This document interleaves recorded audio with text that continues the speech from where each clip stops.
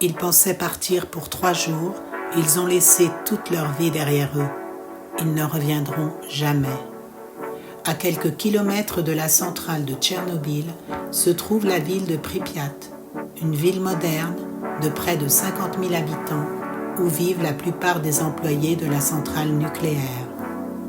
Le 26 avril 1986, dans la nuit, un test est lancé dans la centrale, un test pour économiser de l'énergie.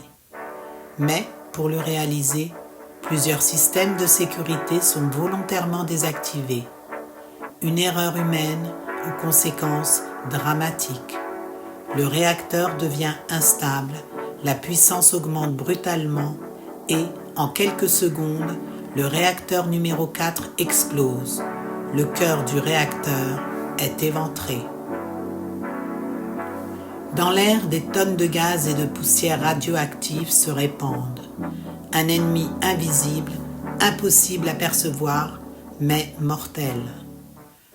Pendant ce temps, la vie continue. Les habitants respirent un air contaminé sans le savoir. Le nuage radioactif commence déjà à traverser une grande partie de l'Europe et, dans de nombreux pays, personne ne sait encore. Près de 36 heures plus tard, l'ordre est donné d'évacuer les 50 000 personnes à la hâte. Pendant ce temps, le réacteur continue de brûler et de rejeter des radiations.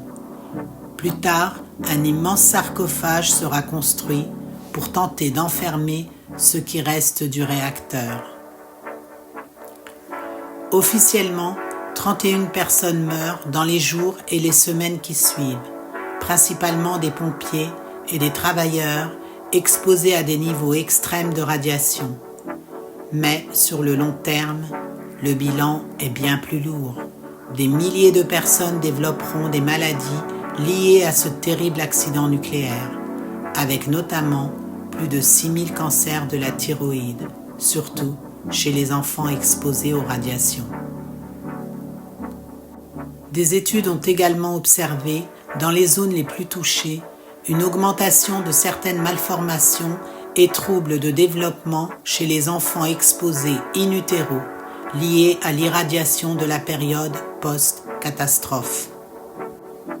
Aujourd'hui, Pripyat est une ville fantôme, abandonnée, figée dans le temps. Seuls quelques visiteurs viennent encore s'aventurer.